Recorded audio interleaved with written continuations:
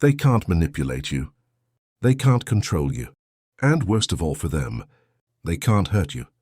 Not because you're powerful, but because you stopped caring. Psychologists call this emotional detachment. Most people call it being cold. But in reality, it's what makes you untouchable. From the moment you're aware of yourself, you're trained to care. Care about being accepted. Care about fitting in. Care about how you're perceived. This isn't accidental. It's conditioning. Psychologists call it social validation programming. Your brain learns early that approval equals safety. Disapproval feels like danger. That's why a single comment can ruin your mood. That's why silence feels heavier than insults.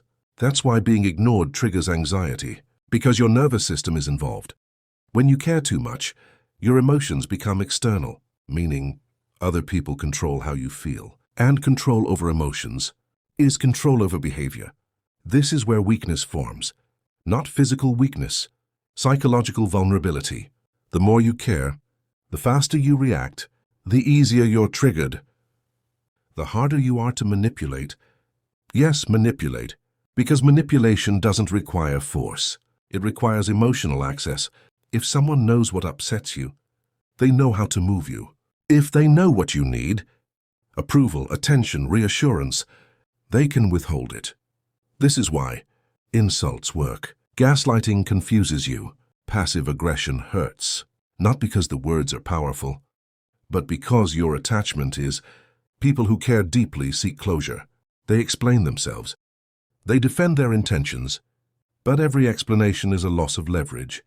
Silence, on the other hand, creates pressure. The person who cares less always has the upper hand because they're not emotionally invested in the outcome. They can walk away. They can stay calm. They can delay reactions. And delay is dominance. Here's the uncomfortable truth most people avoid.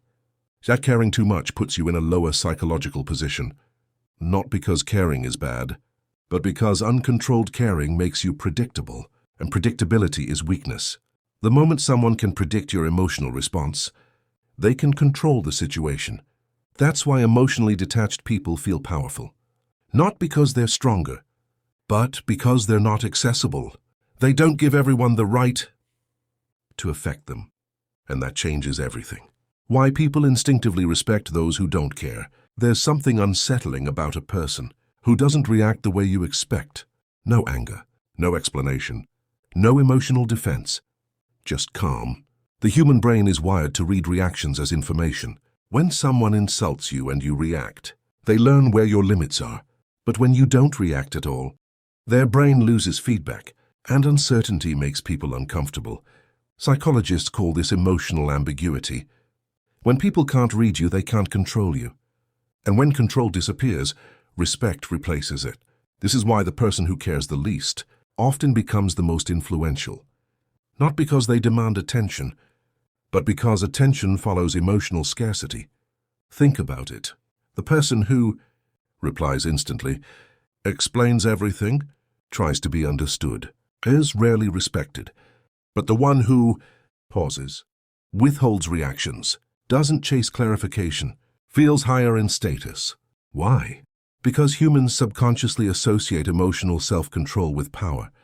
If you can stay calm when provoked, the brain assumes you have options, and options equal status. This is why leaders speak less. Powerful people don't over-explain. Confident individuals don't rush reactions. They're not indifferent. They're selective, and selectiveness signals value. When you don't care about every opinion, people start questioning their own. They wonder, why didn't that affect him? Did I misjudge my importance? Am I losing influence here? And that internal questioning shifts the power dynamic. You didn't assert dominance. You didn't confront anyone. You simply removed emotional access. And access, not aggression, is the real source of control. This is the paradox. The less you seek respect, the more it appears, because respect isn't requested. It's inferred, and people infer power from those who don't need emotional approval to function. They don't chase validation. They don't beg to be understood. They don't argue their worth. They let silence do the work. And silence is loud to the human psyche. The dark psychology behind being untouchable. Most people misunderstand emotional detachment. They think it means being cold, unfeeling, disconnected. That's not what makes someone untouchable. What actually makes someone untouchable is emotional selectivity. You still feel. You just don't react automatically. Psychologists describe this as response inhibition, the ability to pause between stimulus and emotion. That pause is everything, because manipulation only works when reactions are predictable. When someone knows what annoys you, what scares you, what makes you defensive. They don't need power over you. They already have it. But when you stop reacting on cue, their tactics collapse. No anger to feed on, no insecurity to exploit, no explanation to twist. This creates what's known as a power vacuum, and humans hate power vacuums. When people can't provoke you, they start questioning themselves. They replay the interaction. They analyze your silence. They wonder what you're thinking. Meanwhile, you're unaffected. This reverses the psychological pressure.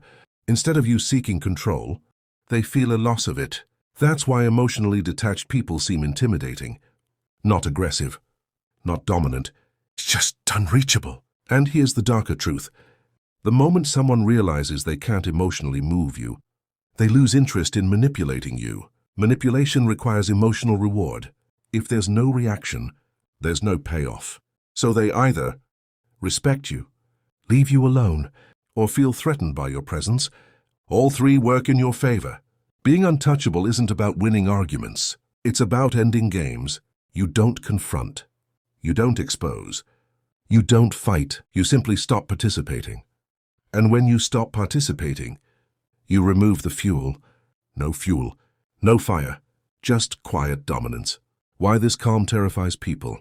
People aren't afraid of aggression. They understand anger. They expect resistance. They know how to respond to emotion. What unsettles them is nothing. When you don't react, their brain doesn't register closure. Psychologists call this cognitive dissonance. They expected defense, justification, emotion. Instead, they get silence, and silence forces the mind inward. They start replaying the moment. Did I say something wrong? Why didn't it affect him? Did I lose my influence? Your calm becomes a mirror, and most people don't like what they see, because when you don't care, you remove their ability to define the interaction. They can't label you weak, angry, defensive. You exist outside their control. This triggers insecurity, not loud insecurity, quiet, creeping doubt. And insecurity is terrifying to anyone who relies on emotional leverage. Here's the darker layer. When someone fails to provoke you, they feel irrelevant, and irrelevance feels like rejection. So instead of hurting you, they feel diminished. You didn't attack them. You didn't insult them. You simply didn't need them. That's what scares people, because needing someone is where power lives. When you withdraw that need, you shift the hierarchy. Suddenly, they explain themselves. They overtalk. They seek your reaction. The roles reverse. Your silence becomes dominance. Your composure becomes authority. And the more neutral you remain, the more unstable they feel. This is why powerful people speak less, why leaders pause before responding, why confidence is quiet. They understand something most don't. Control isn't taken. It's surrendered by the one who reacts, and you stopped reacting. How to use this power without becoming cold. Not caring is not the absence of emotion. It's the discipline of direction. You don't shut down. You filter. Most people waste emotional energy on opinions that don't matter, conflicts that go nowhere, people who gain from reactions. That's not strength, that's leakage. Being untouchable means your emotions have boundaries. You care deeply about your standards, your long-term goals, your self-respect, but you disengage from provocation, validation seeking, emotional chaos.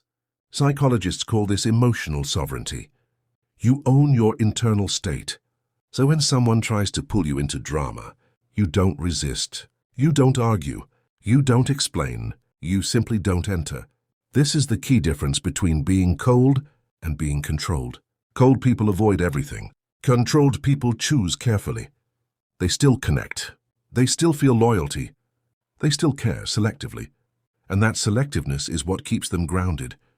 Here's the rule. If a reaction doesn't move your life forward, it doesn't deserve your energy.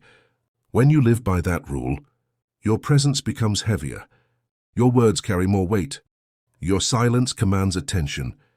You don't need to prove strength. You embody it. Why this changes everything. The strongest people aren't aggressive.